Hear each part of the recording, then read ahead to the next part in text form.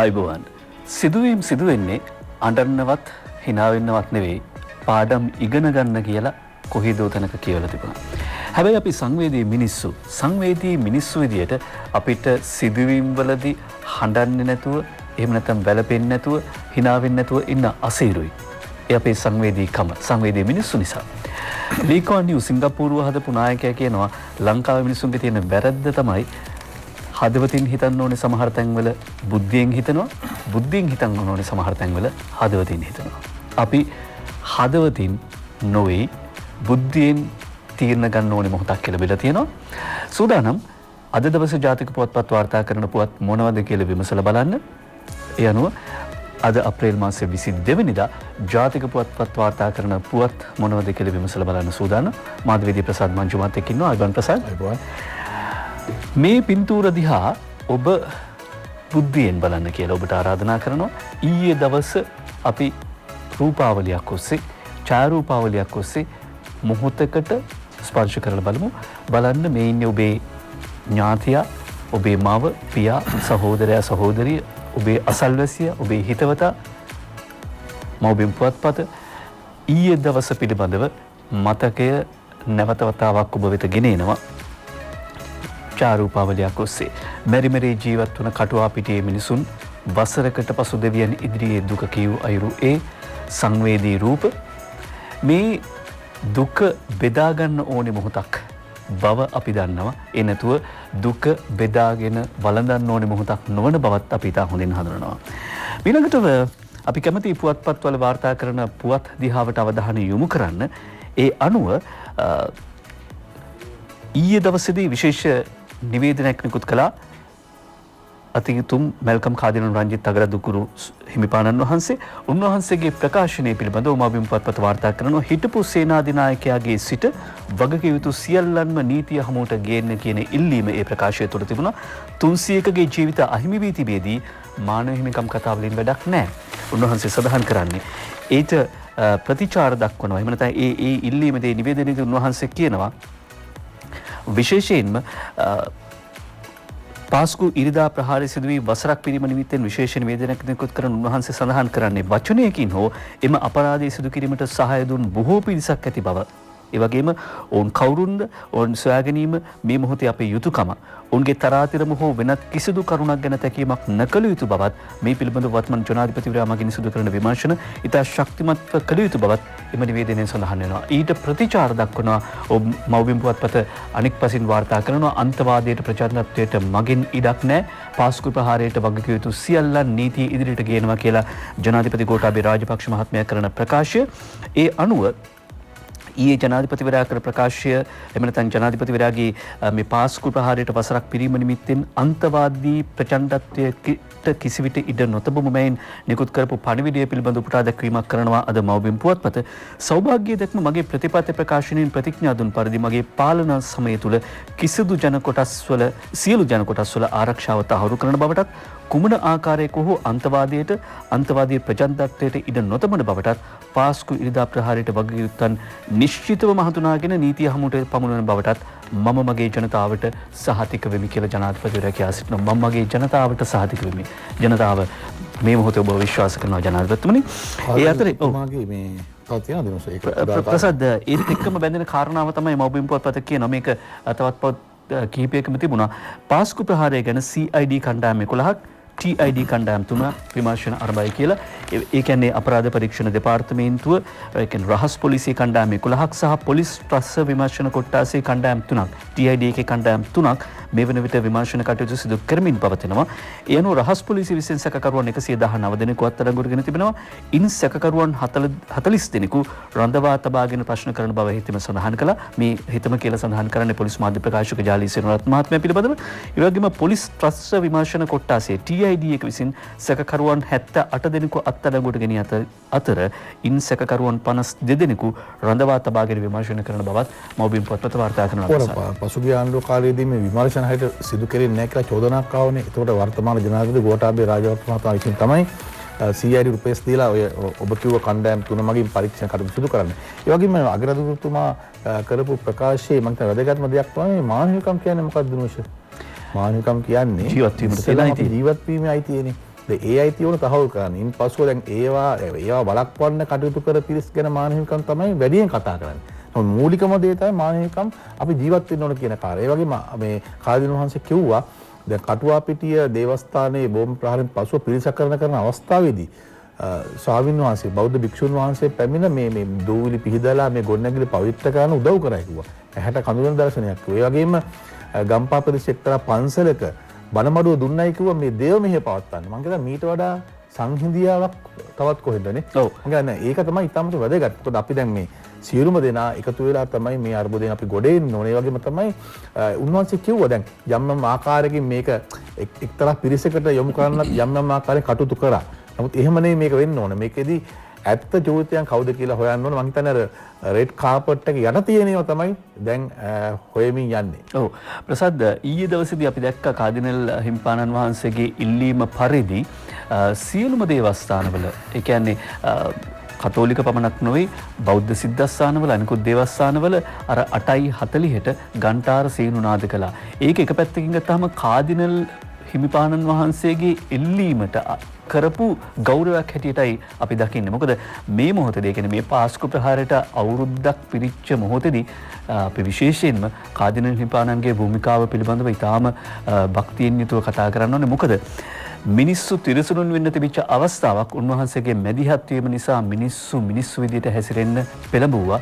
එහෙම නොවුනා නම් ඊටාම විපත්තිකර තැනකට යොමු වෙන්න තිබුණා.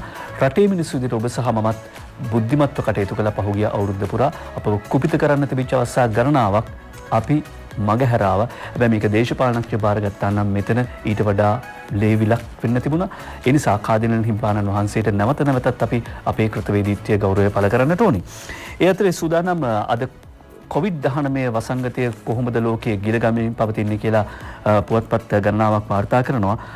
අරුණ පුවත්පත සුපුරුදු පරිදි වාර්තා කරනවා 25,18,036 දෙනෙක් පුවත්පතේ මේ පිටුව සකසන අවස්ථාවේදී කොරෝනා COVID-19 ආස්වාදනය වී තිබෙන බව.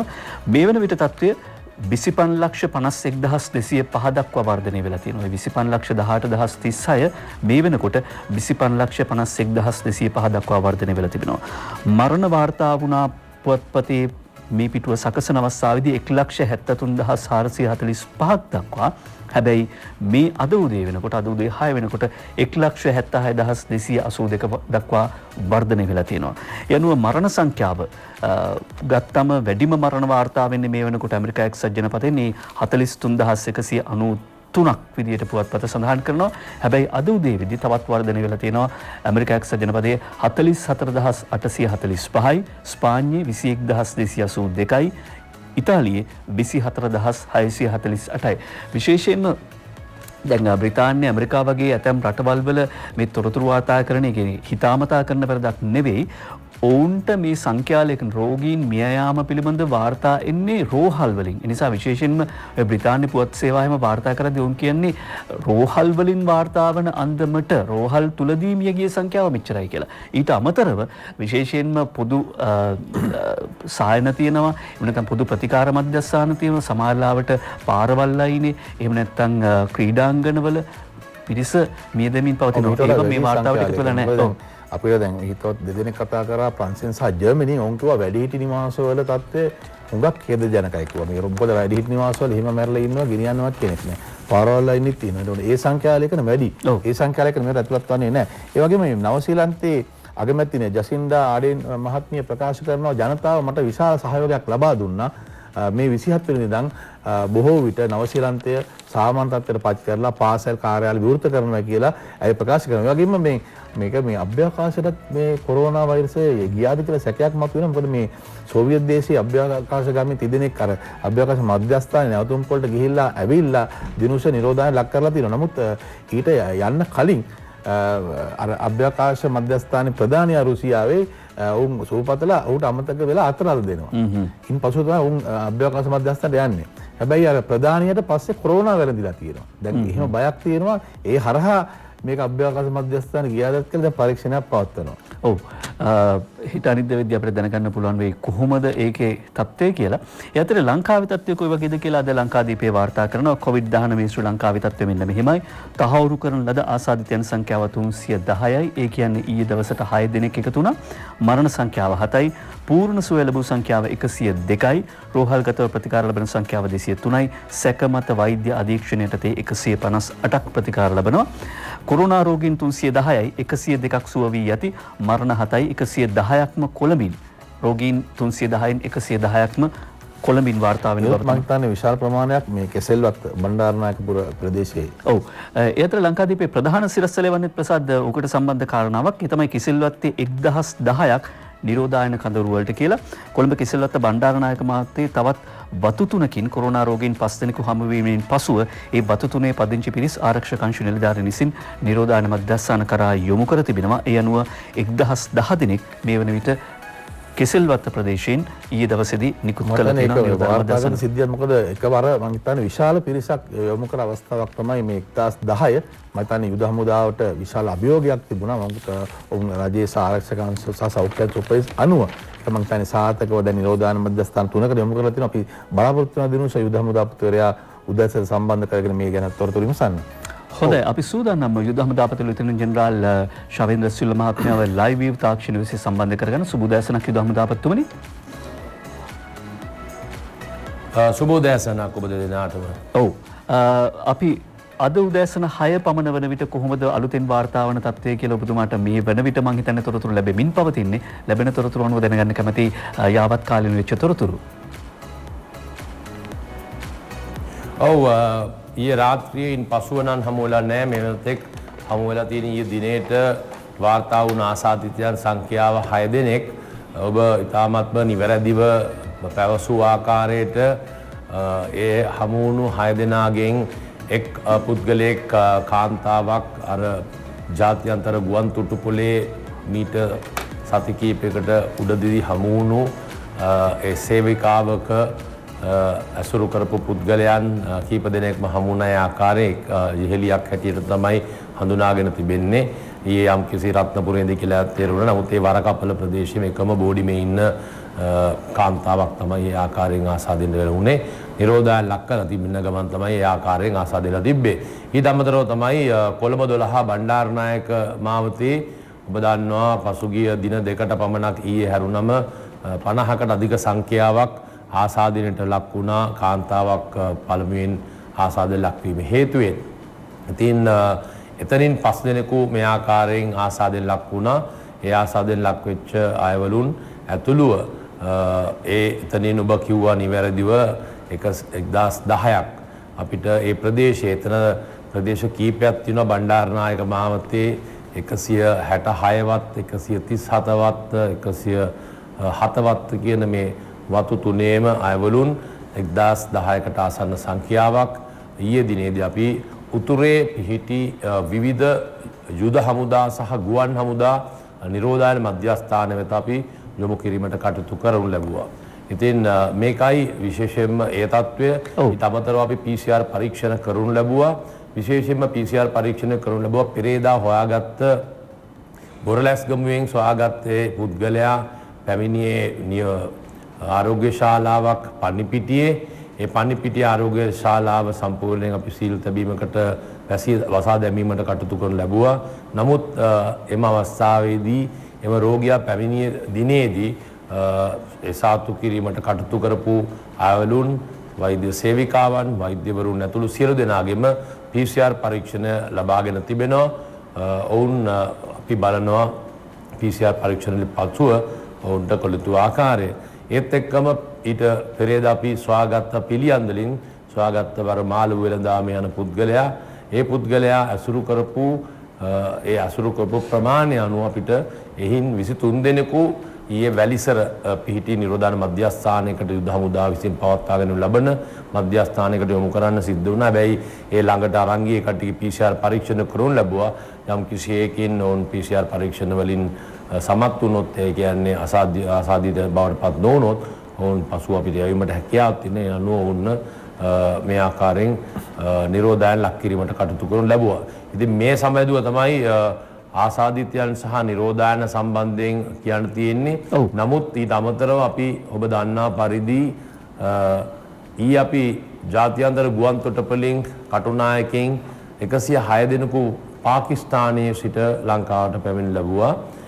මෙහි බහුතරයක් ඇවිල්ලා ත්‍රිවිධ හමුදාවට අයත් නිලධාරීන් සහ සිසු නිලයන්. මොවුන් විවිධ වූ පාඨමාලාවන් සඳහා පාකිස්තානයට ගොස් තිබියා. ඒ කට්ටිය පාඨමාලා ඉවරලත් දැන් මාසයක් වගේ පමණ කාලයක් ලංකාවේ ගුවන් තොටුපළ වසලා තිබ්බ හින්දා අපි අනිකුත් සාමාන්‍ය මගින්ට වහසලා තිබ්බ හින්දා ඒ ආකාරයෙන් ඔවුන්ත් රැගෙන ආවේ නැහැ. නමුත් පාකිස්තානයෙන් ශිෂ්‍ය ශිෂ්‍යාවන් වගේක් කළ තිබ්බ ඉල්ලීමට අනුව ඔවුන් රැගෙන එමට ගියපු ඒ ගුවන් යානේ මේ අයලුත් රැගෙන එනු ලැබුවා. මේ සියලුම දෙනාම එහෙ නිරෝධායන වෙලා හිටියත් නැවත වතාවක් ඔවුන් අපි යුද හමුදාව ගුවන් හමුදාවේ සියලුම අයවලුන් යුද හමුදාව යටතේ නිරෝධායන කිරීමටත් නාවික හමුදාවෙන් පැමිණි අයවලුන් නාවික හමුදාව යටතේ නිරෝධායන කිරීමටත් ඒත් එක්කම ශිෂ්‍ය ශිෂ්‍යාවන් යුද හමුදාව යටතේ නිරෝධායන කිරීමටත් අපි මේ අනුව කටයුතු කළ තිබෙනවා. ඉතින් ඊයේ දවසේ මේ සංඛ්‍යාවත් එක්ක 1108 දෙනෙක් ඊයේ පමණක් නිරෝධායන ලක් කිරීමට අපි කටයුතු කරන්න ලැබුවා. ඔව්. එතකොට යුද හමුදාපතිතුමනි දැන් එකවර රෝගීන් වැඩි ප්‍රමාණයක් වාර්තා වීමත් එක්ක සමාජයේ පොඩ්ඩක් තැතිගැන්මට ලක් වෙලා තියෙනවා. මේක අපේක්ෂිත තත්ත්වයක්ද කලබල වෙන්න ඕනේ තත්ත්වයක්ද?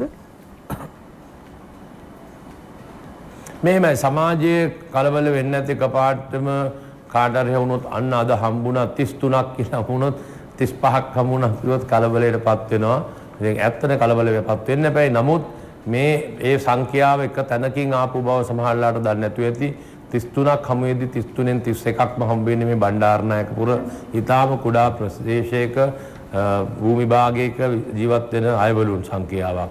ඉතින් ඒක අර මීට ප්‍රථම පුත්තලම් ප්‍රදේශයෙන් නැත්නම් මීගම ප්‍රදේශයෙන් එක නිවසකින් 5ක් හම්බුණා කිව්වම ඒ අවස්ථාවේදී තිබ්බේ මානසිකත්වය අන්නේ ආකාරය දෙයක් තමයි. මේක එක නිවස වගේ තමයි. මොකද එක ළඟ ගෙවල් වල මේ කට්ටිය ජීවත් වෙන්නේ. ඉතින් ඒකින්ද තමයි මේ වගේ සංඛ්‍යාවක් එක වෙලාවකට අපිට හමු වීමට සිද්ධ වුනේ. ඉතින් නමුත් ඒ අරුණම සමාජයෙන් නෙමෙයි මේ කට්ටිය එකම තැනකින් එක ක්ලස්ටර් එකකින් කිව්වොත් හරි එක පොකුරකින් හම්බෙච්ච කණ්ඩායමක් මේ. ඔව්. එතකොට බොරලැස් කමුව සහ රත්නපිටිය එහෙම නැත්නම් පිළියන්දල සහ රත්නපිටියේ ආසාදිතයන් එක ගැටුණු පිරිස කීයක්ද කියලා හඳුනගෙන තියෙනවද? ඔවුන් සම්බන්ධ මොකක්ද අරගෙන තියෙන පියවර?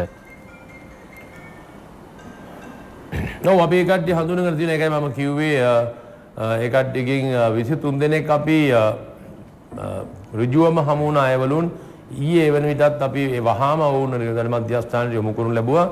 තවත් දෙවනු තුන්වෙනි වගේ පාර්ශවවල අයවලුන් ඔවුන්ගේ PCR ටෙස්ට් කරනු ලැබුවා. ඔවුන් වහාම ඒ අවස්ථාවේම අපි නිරෝධායන ලක් කරලා තිබෙනවා.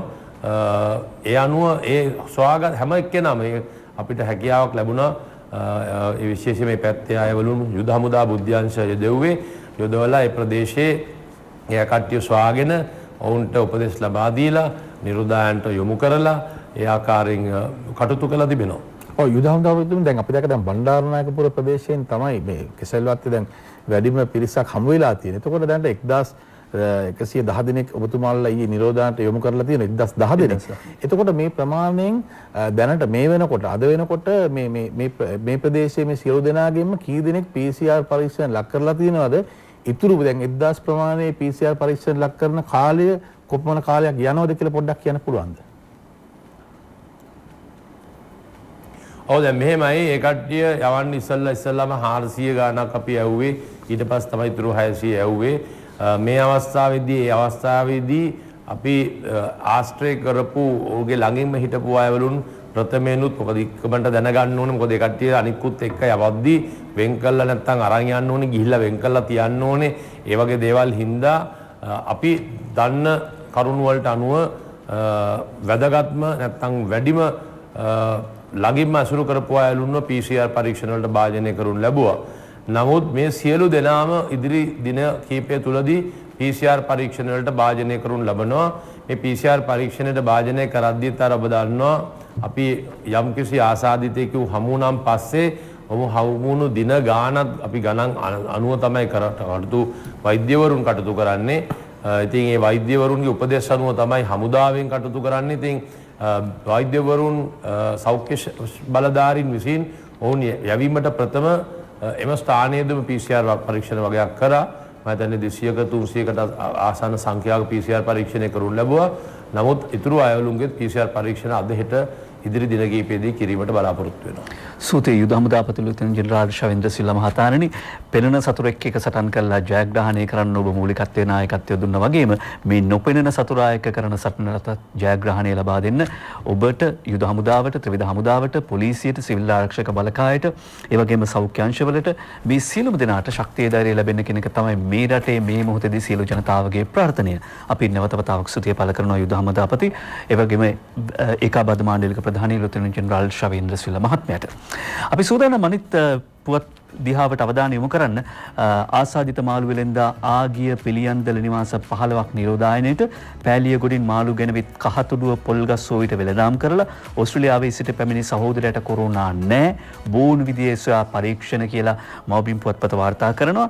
ඒත් එක්කම මව්බිම් පුවත්පත වාර්තා කරන අනිත් කාරණාව තමයි පෑලියගොඩ මාළු වෙළඳ පොලේ සිල්ලර වෙළඳාම් අත්හිටුවයි. මොකද අර මාළු වෙළෙන්දා මාළු මිලදී ගත්ත බව සඳහන් වෙන අනුව ඇතැම් පුවත්පත් වාර්තා කරන්නේ දවස් 3කට සිල්ලර වෙළඳාම නතර කරලා තියෙනවා කියලා. තවත් පුවත්පත් සඳහන් කරන්නේ දින නියමයක් නොමැතිව වහනවා කියලා. දැන් මේ දඹුල්ල ආර්ථික මධ්‍යස්ථානයේ මේ වගේම තත්ත්වයක් වෙලා මම දැන් රෝගීන් වාර්තා නුනත් ඒ කියන්නේ අර දැඩි ආරක්ෂාවට දින කිහිපයක් වැහුවා. දැන් මොකද මේ මත්ස්‍ය වෙළඳ පොළ කියන දිනුෂ ලංකාවේ සියලුම ප්‍රදේශවලින් මසුන් ගෙන ස්ථාන. එතකොට පෑලියගොඩ මේ ප්‍රධානම මත්ස්‍ය වෙළඳ පොළ. එතකොට මෙහි ජනතාව ගැවසෙන්නේ කොහොමද? එතකොට දැන් මේක විශේෂයෙන්ම ඊයේ මුළු සෞඛ්‍ය ආරක්ෂක උපක්‍රම ජීවන ලක් කරා මුළු පද්ධතියම. ඉන්පසුව එහි ඉන්න ප්‍රධාන වෙළෙන්දන් සහ නිතරම ගැවසෙන අය PCR පරීක්ෂණ ලක් කරනවා ඊයේ පටන් ගත්තා. මම හිතන්නේ ඒ කාලය නිසා තමයි වහන්නේ. ඒතකොට ජනතාව ගැවසෙන ප්‍රමාණය අඩුයි. ඒ නිසා PCR පරීක්ෂණ ලක් වීම පසුව මම හිතන්නේ ඉතා ඉක්මනින්ම විවෘත කරන දිනයක් ප්‍රකාශපත් කරයි ඒ සෞඛ්‍ය උපදෙස් අනුව. ඔව්. තවත් දෙයක් තියෙනවා කියන්න විරාමෙන් පස්සේ. යලිත අපි උදේ පත්තර අතර දෙයක් කියන්න තියෙනවා කියවනේ කොරෝනා ගැන තමයි අවධානය. කොරෝනා වලින් දෙයියනේ කියලා තාම මරණ 7යි වාර්තා වෙන්නේ. එය එසේම වේවා තව වර්ධනය නොවේවා. හැබැයි ඩෙන්ගු වලින් අවුරුද්දකට මියන ප්‍රමාණය මේ වගේ 100 ගුණයකට ආසන්නයි. කොරෝනාස්සේ ඩෙන්ගුත් පැතිරෙන්න අවදානමක් තියෙනවා කියලා කියනවා. දැන් මෝසම් වැසිය ආරම්භ වෙලා ගෙවල් සුද්ධ පවිත්‍ර කරගන්න වතුර රැඳෙන තැන් ටික අයින් කරන්න ගෙදර හැමෝම ගෙදර ඉන්න වෙලාවනේ නතර වෙලා ස්ටේ ඇට් හෝම් කියලානේ කියන්නේ. ඒ නිසා ඒක අමතක වෙන්න කලින් කිව්වේ. මව්බිම් පුවත්පත කියනවා පන්නපිටියේ පෞද්ගලික රෝහලක 69කට PCR පරීක්ෂණ රත්නපිටිය ආසාදිතයා ප්‍රතිකාරගත නිසා තමයි මෙහෙම කරන්න සිද්ධ වෙලා තියෙන්නේ. පහුගිය 19 වෙනිදා තමයි පන්නිපිටියේ මේ පෞද්ගලික රෝහලට මේ ආසාදිතයා ගිහිල්ලා තියෙන්නේ. එතකොට අර රෝහල සම්බන්ධයෙන් ආරක්ෂිත පියවර අනුගමනය කළා තියෙනවා. ගෙවල් ළඟ පන්සලට දානිකුත් දීලා ඒ නිසා භික්ෂුන් වහන්සේලාත් නිරෝධායනට ලක් කරන්න තීරණය කළා තියෙනවා, කටයුතු කළා තියෙනවා.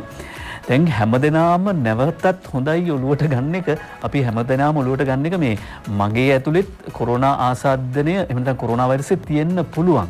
මම ආරක්ෂිත නැහැ. මොකද මේ පන්සලට දානෙ දෙන්නේ. ඒ වගේම මේ ආසාදිතය බොහොම සත්‍සිතින් කොස්ගෙඩිය එහෙම ගෙවල් වලට ගිහිල්ලා තියලා තියෙනවා. මේ හොඳ හිතින් කරන දේවල්. හැබැයි ගමන් බිමන් සීමා කරන්න කියන එක තමයි නැවත නැවතත් මේ වාර්තා වෙන පොත් හරහා අවධානය ශරීරයේ මේ වෛරසය තියෙනවා කියලා. ඒක තමයි දැන් අපි දැන් කිව්ව කෙලින්ම රෝහලකට යන්න එපා කියලා දිනුවනේ. ඔව්. 13:90ට කතා කරන්නේ. 19:90 මෙහෙම අංක කිහිපයක්ම තියෙන නිසා ඒ උපදෙස් පිළිපදින්න. මොකද නැත්තම් මේ කාර්ය මණ්ඩලයේම දැන් දින 14ක් ඉන්න වෙලා තියෙනවා. ඒ වගේම අපි දැක්ක දැන් අර සමහර ස්ථානවල මේ මහජන සෞඛ්‍ය පරීක්ෂණවලට ඒ ප්‍රශ්න ඇවිල්ලා තියෙනවා. හැබැයි මේ කෙසෙවිලත් ප්‍රදේශයේ මහජන සෞඛ්‍ය පරීක්ෂණ කණ්ඩායමට කිසිම ප්‍රශ්නයක් නැහැ කියලා PCR පරීක්ෂණ වලින් වාර්තා වෙලා තියෙනවා. ඔව්. ඔවුන් එකතු වැඩ ආරම්භ කරන්න නියමිතයද ඉඳලා. ඊළඟට ත්‍රිරෝද රථවල සහ කුලී රථවල යා හැකි උපරිමීය දෙන්නයි පොලිස් මාධ්‍ය ප්‍රකාශකවරයා පනවන කොන්දේසිය මව්බිම වාර්තා කරනවා. ඊළඟට මව්බිමේ තියෙනවා පිටරට කොටු සිසුන් රැගෙන එන්න ගුවන් මෙහෙයුම් ක්‍රියාත්මක වන බව ඒක අරුණ පුවත්පත වාර්තා කළා. ඒ වගේම යුද හමුදාපතිතුමත් තහවුරු කර සිටියා. ඒ අනුව කුවේටේ ශ්‍රී ලාංකිකයන් 400ක් ලංකාවට එන උද්ඝෝෂණය කරන බව අරුණ පුවත්පත කියනවා. ඒ අතරේ තමයි දකුණු ආසියානු කලාපයේ ඉන්න සෙසු ශ්‍රී ලාංකිකයනුත් ඉක්මනින්ම ගෙන්වා ගන්න අවශ්‍ය කටයුතු සිදු කරමින් පවතින බව වාර්තා වෙනවා. මේ සඳහා ගුවන් මෙහෙයුම් 4ක් සිදු කිරීමට නියමිත බව වාර්තා වෙනවා. ගත්තම මෙහෙම ඔවුන්ගේ ඉන්න පිරිස් වෙන වෙන රටවල ඉන්න පිරිස් ගෙන්න ගන්නේ නැහැ. ඒවා කල් දාලා තියෙන්නේ. ශ්‍රී ලංකාව තමයි මම හිතන්නේ ඒක ගැන ඉදිරියෙන් ඉන්නේ. මොකද මේ අවස්ථාවේ මේක ලේසි දෙයක් නෙවෙයි. වෙනත් රටකට ගිහිල්ලා ඒ ජාත්‍යන්තර ආරක්ෂක උපදෙස් නීති රීති වලට අනුව ඉතා පරිස්සමින් තමයි මේ කාරණේ කරන්න ඕනේ. නිසා අපි දැන් කියන උද්ඝෝෂණය කරන්න මේ පිරිසවල අයිතියක් තියෙනවා. නමුත් ඔවුන්ගේ ගැන නිතරම සොයා බැලීම් කරන විදේශ අනුයුක්ති කාර්යාංශය. ඒ ඔවුන්ගේ යම්කිසි දුර්වලතාවයක් සංනිවේදනයේ අඩුවක් තියෙනවා නම් අන්න ඒ වගේ අවස්ථාවකදී උද්ඝෝෂණයක් කරලා ඒක දවම් දුන්නට කමක් නැහැ. ඔව් විශේෂයෙන්ම මේ උද්ඝෝෂණය කරන්නේ වීසා නොමැතිව රට රැඳී සිටින පිරිස් කියලා කියනවා. ශ්‍රී ලංකන් ගුවන් සේවය කියන්නේ දකුණු ආසියාවේ රටවල් තුනක ශ්‍රී ලාංකිකයන් ගෙන්වා ගන්න ගුවන් යානා යවනවා කියලා ඊයේ සාර්ථක දෙවනි මෙහෙයුමත් ක්‍රියාත්මක කළා ශ්‍රී ලංකන් ගුවන් සමාගම. ඊළඟට අරුණ පුවත්පතම කියනවා පෞල් සෞඛ්‍ය නිලධාරිනිය හරහා ත්‍රිපෝෂ්‍ය ගෙදරටම ඔබේ ලැබෙන්න නියමිතයි. ඒ වගේම රුපියල් 5000 දීමනාව තවත් පුළුල් වෙයි කියලා සඳහන් කරනවා. ඒ අනුව කාටද මේ රුපියල් 5000 දීමනාව ලැබෙන්නේ? දැන් මේක කියපු ගමන් සමහරට ඔබට හිතෙන්න පුළුවන් අපිට තාම හම්බුනේත් නෑ නේද කියලා. ඒවට අභියාචනා ඉදිරිපත් කරන්න පුළුවන් ප්‍රාදේශීය ලේකම්වරුන්ට ග්‍රාම නිලධාරී මහත්මයා හරහා. ඒ වගේම ජනාධිපති මහජන සම්බන්ධතා ඒකකයට ඔබට මේ ගැන දැනුවත් කරන්න පුළුවන්.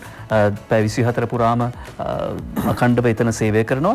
දැන් අලුතින් පවුල් ඒකකයක් තුළ සිටින විශේෂයෙන් වෙන්කර හඳුනාගත හැකි අනුපවුල්. ඒ කියන්නේ මහගෙදර පදිංචි වෙලා ඉන්නව නම් වෙන පුතාගේ පවුල, දුවගේ පවුල එහෙම කියලා ඒ පවුල් වලට දෙනවා. රට රැකියාව සඳහා විදේශගත වූ පුද්ගලයන් සිටින ආර්ථික දුෂ්කරතා ඇති පවුල්. ඊළඟට පෞද්ගලික අංශයේ ඇඟලුම් කර්මාන්ත ශාලාවෙනි රැකියාවල නියුතු අප්‍රේල් මාස වැටුප නොලැබූ හෝ රුපියල් 5000ට අඩුවෙන් වැටුප් ලැබූ පුද්ගලයන් සිටින පවුල්. රුපියල් 5000ට අඩුවෙන් අප්‍රේල් මාසෙට දීමනාවක් ලැබිච්ච පවුල්. විවිධ විශ්‍රාම වැටුප් ක්‍රම මගින් මාසික විශ්‍රාම වැටුප රුපියල් 5000ට වඩා අඩු විශ්‍රාම වැටුපක් අප්‍රේල් මාසයේ ලැබූ අයෙකු සිටින පවුල්. පැවිලි ක්ෂේත්‍රයේ අනියම් ආදේශක තාවකාලික වැටුප් ගත් අයෙකු සිටින පවුල්. මේ අය තමයි මේ සොදෙන ග්‍රාම සේවක මහත්තුන්ගේ යම්කිසි ප්‍රශ්නයක් තිබුණා ඒක දැන් විසඳගත්තා. ග්‍රාම සේවක මහත්තුරුන්ට යම්කිසි අසාධාරණ ලක්ෂණ අවස්ථා තියෙනවා. මොකද ඔවුන් මේ ලැබෙන මුදල් බෙදාන දිනුෂි යම්කිසි ඉල්ලීම් ඉදිරිපත් වෙන්න ඕන. ලිඛිතව. ඔවුන් මේ ලිස්ට් එක හදලා යවන්න ඕන. නැත්නම් ඔවුන් ඒ කීප දෙනෙක් කිව්වා මොකද නැත්නම් මේ පහුගිය කාලේ ඔබට මතකනේ FCID කියලා. ඔව්. එතකොට දැන් කවදා හරි කිව්වොත් මේ FCID කියන ආයතනයක් ඇවිල්ලා කොරෝනා වගේ දෙයක් තිබුණාද ඒක අපි දන්නේ නැහැ. කොහොමද මුදල් බෙදුවේ කියලා කුදලගෙන ගිහිල්ලා ප්‍රශ්න කරොත් අන්න ඒ නිසා ඒ වගේ ඉතිහාසයක් තිබුණ නිසා තමයි ග්‍රාම නිලධාරීන් කියන්නේ අපිට ඕන ඒ ඉල්ලීම් ඕන. මෙන්න මෙයාට 5000 දුන්නා කියලා ඒක ෆයිල් ලිපිගුරු සකස් කරලා ප්‍රශ්නයක් නෑ. නැත්තම් ග්‍රාම සේවකව මාටිය ගැහුවයි කියලා තමයි ඊට පස්සේ චෝදනා එල්ල කරන්නේ. ඔව් ප්‍රසාද් ඕකේ දෙපැත්තක් තියෙනවා නේද? එකක් තමයි ඒ කියන්නේ ඒ ගමේ ආධාර ලැබිය යුතු පිරිස් කවුද කියලා ලයිස්තුව සැකසීමේ වගකීම ග්‍රාම නිලධාරීවරයාට ඒ වගේම සමෘද්ධි නිලධාරීවරයාට ඇතුළු කණ්ඩායමට තියෙනවා. අනිත් ග්‍රාම කමිටුපත් කරලා තියෙනවා. දැන් එතනින් මගහැරනවා නම් කවුරු අපි දැන් කොළඹ ගිහිල්ලා ආට එන්න විදියක් නැහැ. නමුත් ඔහු මේ රුපියල් 5000 ලබා ගන්න සුදුසුයි. දැන් එතෙන්දි කොහොමද සංනිවේදනය වෙන්නේ? ඔහු ඒ වෙනුවෙන් පවුල කෙනෙකුට පුළුවන්. මොකද දැන්ට කොළඹ ඉඳන් යන්න විදියක් නැහැ ගමට. මෙන්න මේ ප්‍රශ්න තමයි තියෙන්නේ. දැන් ඒවට මම හිතන්නේ යම් ආකාරයකට දිස්ත්‍රික් ලේකම්වරුන් දැනුවත් කරලා තියෙනවා කොහොමද මේ ප්‍රායෝගික තත්ත්වය අනුව අලුතෙන් ඒ නීති සකස් කරන්න කියලා. ඔව් ඒ අතරේ දිනමින අද ප්‍රධාන සිරස්තලය වන්නේ කොරෝනාවට මුවා වී රටේ ප්‍රජාතන්ත්‍රවාදය පරාජය කළ නොහැකි මැතිවරණය සදාකාලිකව කල් දාන්න බෑ. රටේ ප්‍රජාතන්ත්‍රවාදය ආරක්ෂා විය යුතුයි. මැතිවරණ කොමිෂන් සභාවේ සභාපති මහින්ද දේශප්‍රිය මහත්මයා සඳහන් කරන බව චින්තා රණසිංහ අද දිනමිනට වාර්තා කරනවා. ඒ කියන්නේ ඊයේ දවසේ දේශපාලන පක්ෂ නියෝජිතයන් එක්ක සාකච්ඡා පැවැත්වුණා. ඒක සම්බන්ධයෙන් තමයි මේ වාර්තා කරන්නේ. අද අරුණ පුවත්පතත් කියනවා මැතිවරණ දිනය ගැන නැවත සලකා බලන්න පක්ෂ නායකයෝ මැතිවරණ කොමිසමට කියති. මැයි 2ට පෙර තීන්දුවක් දෙනවා කියලා මැකෝ කියනවා. ඒ කියන්නේ මැයි 1 වෙනි සතියේදී නැවත මේ දිනේ පිළිබඳව සමාලෝචනයක් කරන්න නියමිතයි. මනාපංක මැයි 4 දීමටත් තීරණය කරලා තියෙනවා. දැන් ගොඩක් දෙනෙක් ඊයේ මැතිවරණ කොමිසමත් එක්ක පැවතිච්ච සාකච්ඡාවලදී දේශපාලන පක්ෂවල නියෝජිතයන් කතා කරලා තියෙන වෙන මොනවත් නෙමෙයි ප්‍රචාරක කටයුතු කරන්න කාලෙමදි කියන එක. ඔව් ඒ කියන්නේ සති 4ක් 5ක කාලයක්වත් ඕන ප්‍රචාරක කටයුතු කරන්න අපිට ජනතාවට යන්න ඕන. ඒ සඳහා අවශ්‍ය කාලයත් එක්ක තමයි දිනය කියන්නේ ඕන. ඒ කියන්නේ අපි කියන්නේ දැන් ජූනි 20 වුණාට ඊට සති 5ක ඉඳන්ම මේ මැතිවරණ උණුසුමත් එක්ක යන්න ඕන පරිසරයක් එක තමයි මේක කරන්න ඕන කියලා. එතකොට ඒ වස්ත මැතිවරණ කොමසාරිස් කිව්වා එහෙම ප්‍රශ්නයක් නැහැ. ඒ කියන්නේ දැන් සමාලෝචනයක් කරලා මැයි 2 මැයි 4 වෙනකොටත් ජුනි 20 පවත්වන්න පුළුවන් කියන තත්ත්වයක් කරගන්න බැරි නම් ඉන්පසුව ඒ ගැන සලකා බලන්න කියලා තියෙනවා. ඒ වගේම දැන් මෙතෙන්දි දැන් ඔබ සුමන්තිරන් මන්ත්‍රීතුමාගේ ප්‍රකාශයක් කරා ගන්න පුළුවන් අපි මේ කාරණා කීපයක් තියෙනවා ඒත් එක්ක මතක් කරන්නේ තමයි දැන් මැතිවරණ ව්‍යාපාරයේ සාධාරණව කරන්න නම් සෞඛ්‍ය අධ්‍යක්ෂ ජනරාල්ගේ සහතිකය ඕනේ කියලා සජිත් ප්‍රේමදාස මහත්මයා සමගි ජනබලවේගයේ නායකයා ලිඛිත ඒ කියන්නේ ලිඛිත සහතිකයක් ඕනේ මැතිවරණය පවත්වන්න කියලා. මොකද මේ දිනේ නියම කරන කලින් දිනුෂ සෞඛ්‍ය අධ්‍යක්ෂ ජනරාල්වරයා සහ හමුදාංශ ප්‍රධානීන් සමග සාකච්ඡා පැවැත්වුවා මැතිවරණ කොමසාරිස් සහ මැතිවරණ කොමිසමේ සාමාජිකයින්. ඉන්පසුව තමයි මේ දිනේ ප්‍රකාශ කළේ. මම හිතන්නේ එතෙන්දී යම්කිසි ආකාරයක ඔවුන්ගේ අදහස් දැක්වීමක් සිදු කරන්නේ නැති ඒක මාධ්‍යවල ප්‍රකාශ වුණේ නැහැ. ඔව්. ඊළඟට රංජිත් මද්දුම් බණ්ඩාර හිටපු මන්ත්‍රීවරයා ප්‍රකාශ කරනවා නිවේදනයක් නිකුත් කරමින් කොරෝනා අස්සේ ඡන්දයට දින නියම කළාට විරෝධය පළ කරනවා කියලා ලංකාදීපේ මේක වාර්තා කරනවා. සමගි ජනබලවේගයෙන් නිවේදනයක් නිකුත් කරනවා. කොරෝනා වසංගතය පැතිරෙමින් තිබෙන මෙවන් ව්‍යාකූල සහ අවිනිශ්චිත වටපිටාවක් තුළ අත්නෝමතික ලෙස මැතිවරණයට දින නියම කිරීම පිළිබඳව බලවත් විරෝධය සහ නොසතුට පළ කරන බව සමගි ජනබලවේගයේ සඳහන් කරනවා. ඒ වගේම ජනතා විමුක්ති පෙරමුණේ ප්‍රධාන ලේකම් ටිල්වින් සිල්වා මහත්මයාත් මේ සම්බන්ධ මේ විදියම අදහසකුයි පළ කරන්නේ. පුවත්පත් කිහිපයකම තිබුණා. ජුනි 20 තෙක් ඡන්දේ කල් දැමීමට ගත් තීරණය හොඳයි කියලා ඔහු සඳහන් කරනවා. හැබැයි දැන් මෙතන එක දෙයක් තියෙනවා ප්‍රසාද්. දැන් මේ කණ්ඩායම් මාර්තු 2 වෙනිදා පාර්ලිමේන්තුව විසිරුණාටත් විරුද්ධ වෙච්ච කණ්ඩායම. ඒ කියන්නේ කොරෝනා එන්න කලින් ඉඳලම ඡන්දේ කල් දාන්න ඡන්දේ ඉක්මනින් තියන්න ඕනේ නැහැ කියන පාර්ලිමේන්තු කාලයේම අවුරුදු 5ම තියන්න ඕන කියන කියපු කණ්ඩායම තමයි. මොකද දැන් මෙහෙම දැන් රංජිත් මන්දුමණ්ඩල මහත්මයා සමගි ජනබලවේගයේ මහලේකම්වරයා ප්‍රකාශ කළාට නීතිය අනුව දිනයක් ප්‍රකාශ කරන්න ඕන. දැන් අගමැතිතුමත් කිව්වේ දිනයක් ප්‍රකාශ කරන්න. එදාට කරන්න බැරි නම් ඒක වෙනම සමාලෝචනය කරලා ඒ අනුව ආපහු ඡන්දේ කල් දාන්න නැද්ද කියන එක වෙනම දෙයක්. නමුත් දිනයක් ප්‍රකාශ කරන්න ඕන. මොකද මේ ඒක මූලික නීතියක්. ඉතින් මැතිවරණ කොමිසම සභාපතිවරයා ඒක තමයි කියන්නේ. දැන් එහෙම දැන් මම දන්නේ 2020 අර ඔලිම්පික් වගේ 2021 දක්වාම ඡන්දේ කල් දාන්න කියනවත් දන්නෙත් නැහැ. මොකද උන් පැහැදිලිව කියන්න ඕන. හරි මෙතන ප්‍රශ්නේ තියෙන ප්‍රසාද් සටන් පාට දෙකක් සටන් පෝරු දෙකක් තියාගෙන ඉන්නවා. ඒකයි අවංකකම පිළිබඳ ප්‍රශ්නේ තියෙන්නේ. එක පැත්තකින් කියනවා ඡන්දේ කල් දාන්න පරණ පාර්ලිමේන්තුව රැස් කරන්න කියලා. ඒතර අනිත් පිරිස කියන්නේ ඡන්දේ තියන්න අනිත් එක බෑ. ඔන්න සටන් පාට දෙකම තියන් ඉන්න නිසා තමයි නමුත් අවංකභාවය පිළිබඳ ප්‍රශ්නේ තියෙන්නේ. රටේ නීතිය අනුව ජනත්වයක් කිව්වා පැහැදිලිවම පරණ පාර්ලිමේන්තුව කැඳවන්න බෑ. නීතිමය තත්ත්වයක් තියෙනවා කැඳවන්න බෑ සහ මොකද්ද ඉන්පසු කරන්න ඕන කියන පියවර. ඒ වගේම දැන් සුමන්ත්‍රණ මන්ත්‍රීවරයාගේ ප්‍රකාශයක් ඔබ කියන්න බැරි වුණා නේ. අපි විරාමයෙන් පස්සේ සූදානම් මේ කාරණාව නැවත මතු කරන්න. අද අරුණ පුවත්පත් තමයි අර සුමන්දිරන් හිටපු මන්ත්‍රීවරයාගේ ප්‍රකාශය උපුටා දක්වන්නේ ජුනි 2 වෙනිදාට පෙර මහමැතිවරණයක් නැති නිසා පාර්ලිමේන්තුව විසිරුවීම බලරහිත කරන්න සුමන්තිරන් ශ්‍රේෂ්ඨාධිකරණයට යන්න නියමිතයි කියලා. ඔහු එහිදී පදනම හැටියට තියාගන්නේ ජනාධිපතිවරයා පාර්ලිමේන්තුව කැඳවුවත් නැතත් ව්‍යවස්ථාවට අනුව පාර්ලිමේන්තුවට රැස්වීමට හැකියාවක් ඇති බව අවධාරණය කරනවා. ඒ අනුව 2018 නොවැම්බර් මාසයේදී ව්‍යවස්ථාවට පටහැනි ආකාරයට ඒ කියන්නේ මේ දින 52 කාලය ගැන මේ මතක් කරන්නේ 2018 නොවැම්බර් මාසයේදී ඔහු කියන විදිහට ව්‍යවස්ථාවට පටහැනි ආකාරයට කටයුතු කළ අවස්ථාවේදී ශ්‍රේෂ්ඨාධිකරණයේ නියෝගය ලැබෙන තෙක් කතානායකවරයාට පාර්ලිමේන්තුව රැස් කිරීමේ හැකියාව තිබූ බව සඳහන් කරන සුමන්දිර මන්ත්‍රීවරයා හිටපු මන්ත්‍රීවරයා කියන්නේ අධිකරණ කටයුතු නතර කරලා තියෙන නිසා ඊ ක්‍රමයට නඩුවක් ගොනු කිරීමේ හැකියාව තිබෙන බව ප්‍රසාද් බල්ලා මල්ලෙන් එළියට පණී කියන එක තමයි කියන්න පුළුවන්. මොකද දැන් මැතිවරණ කොමිසමේ සමාජික රත්නජීවන් හුල් මහාචාර්යවරයාගේ ප්‍රකාශ සහ අදහස් සහ සුමන්ත්‍රණ මන්ත්‍රී හිරු මන්ත්‍රීවරයාගේ ප්‍රකාශ අදහස් බලන්න දුන්නොත් දෙක සමානයි. එකම තැනින් තමයි වොයිස් එක යන්නේ. ඉතින් මේක තමයි අපි තේරුම් ගන්න ඕනේ. එතකොට මොකද රත්නජීවන් හුල් මහත්මයා මැතිවරණ කොමිසමට කියන්නේ පත් කරන්න සහ ඔහු වෙනුවෙන් සෑහෙන පෙනී සිටින්න සුමන්ත්‍රණ හිටපු මන්ත්‍රීවරයා කටයුතු කරා. ඉතින් අපිට පේනවා මේ පෙළ ගැසීම් කොහොමද මේ යම් නාටක සිදු වෙන්නේ කියලා. නමුත් ශ්‍රේෂ්ඨාධිකරණයට යන්න බෑ. මොකද ජනාධිපතිවරයා පාර්ලිමේන්තුව ඉස්සරහ හැදීම අවස්ථාවක නැවතත් පරණ පාර්ලිමේන්තුවක් එහෙම එක සැරේටම හිටපු කතානායක කරු ජයසූරිය මහත්මයාට කියන්න බෑ රැස් වෙන්න කියලා. මොකද පාර්ලිමේන්තුව කැඳවීමේ නියෝගයේ තියෙන ජනාධිපතිතුමාට ව්‍යවස්ථාව අනුව. මොකද ආණ්ඩුක්‍රම ව්‍යවස්ථාවේ 4 වෙනි ව්‍යවස්ථාව අනුව රටේ පරමාධිපත්‍ය බලය ඔබේ අපේ හැමෝගෙම පරමාධිපත්‍ය බලය අනුව ඒ වරම හිමිලා තියෙන ජනාධිපතිවරයාට. ඒක පරමාධිපත්‍ය ජනතාව සතුව තියෙන්නේ. ජනතාවගේ විධායක බලය ක්‍රියාත්මක කිරීම ජනාධිපතිවරයා ප්‍රමුඛ කැබිනට් මණ්ඩලයට හිමි වෙනවා. විශේෂයෙන්ම 77 වෙනි වගන්තියේදී තමයි කියන්නේ හදිස්සි අවස්ථාවකදී නැවත පාර්ලිමේන්තුව කැඳවන්නේ. කියන්නේ පාර්ලිමේන්තුව විසිරුවලා තියෙන වෙලාවක ජනාධිපතිවරයා සමහරුන්ට යම් හැඟීමක් ඇති වෙනවා නම් මේ මොහොතේදී පාර්ලිමේන්තුව රැස් කරන්න ඕනේ කියලා අන්නේ හදිසි තත්ත්වයේ යටතේ දවස් 3ක් ඇතුළත නිවේදනයක් කළා දවස් 3ක් ඇතුළත පැනවීම සඳහා පමණයි. හදිසි තත්ත්වයක් එහෙම